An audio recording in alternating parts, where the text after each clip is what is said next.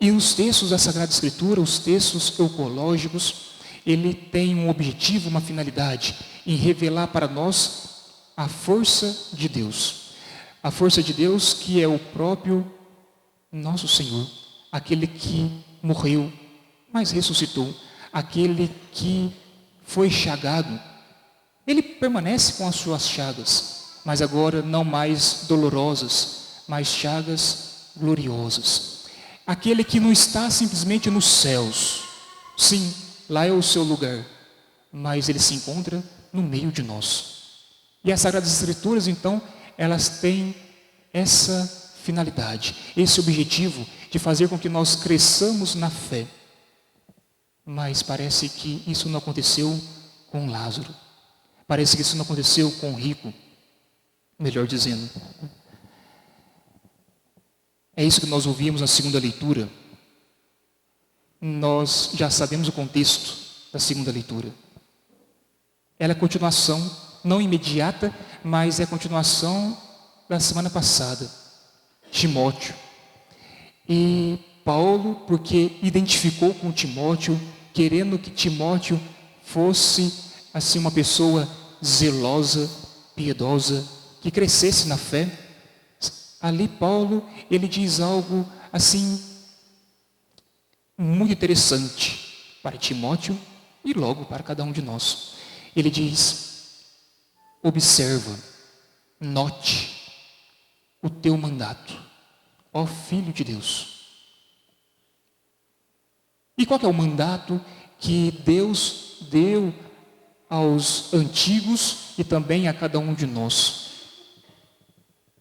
Observe os mandamentos, mas não somente observar os mandamentos, cumpra os mandamentos, viva os mandamentos.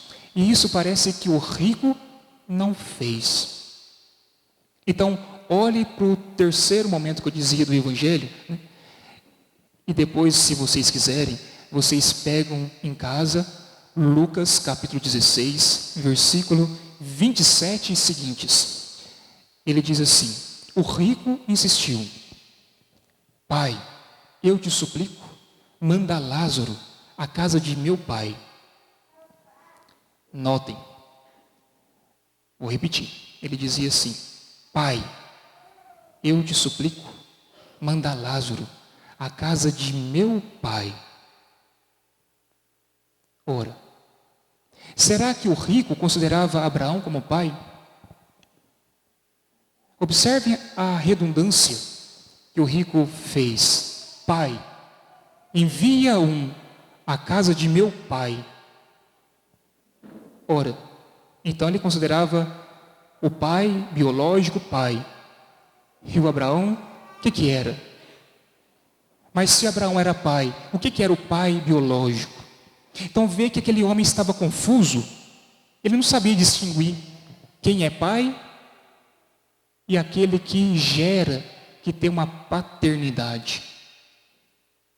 E diante dessa oração faliciosa, diante dessa oração que é errônea, nós vemos os três pecados que se localiza no ser humano, independente, o ser humano cristão ou pagão, independente se o ser humano é rico ou pobre, independente da nação que o ser humano se encontra, ele tem esses três pecados. A primeira leitura nos dizia, o primeiro pecado, idolatria. Ou seja, nós também já víamos o contexto de Amós na semana passada. Idolatria porque Amós estava diante de um povo, diante de Israel. Nós, assim, só para pincelar, para que nós lembremos, né? Existia uma divisão em Israel. Depois que Salomão morreu, existia aquela parte do sul que nós falávamos, Jerusalém, e aquela parte do norte, o Israel do norte, que é a Samaria, que é chamado Siquém, ou Efraim, mais conhecido. E ali então Amós foi evangelizar. Deus disse: deixa o sul, vai para o norte, evangelize meu povo, porque lá havia essa idolatria. Ou seja, aquele povo esqueceu que quando eles tinham fome, Deus mandou maná. Aquele povo esqueceu que eles receberam cordonizes. Aquele povo esqueceu que o Mar Vermelho se abriu. Aquele povo esqueceu que uma coluna de fogo caminhava com eles no deserto. Aquele povo esqueceu que aquele que é o Eu Sou os libertou do cativeiro. Aquele povo, então, eles começaram a idolatrar outros deuses. Ou seja, a rota que eles se encontravam, o país que eles estavam, era quase igual, vamos pegar no dia de hoje, Estados Unidos, uma grande potência, aonde eles faziam muito comércio, aonde eles faziam muito escambo, aonde eles faziam muitas transações.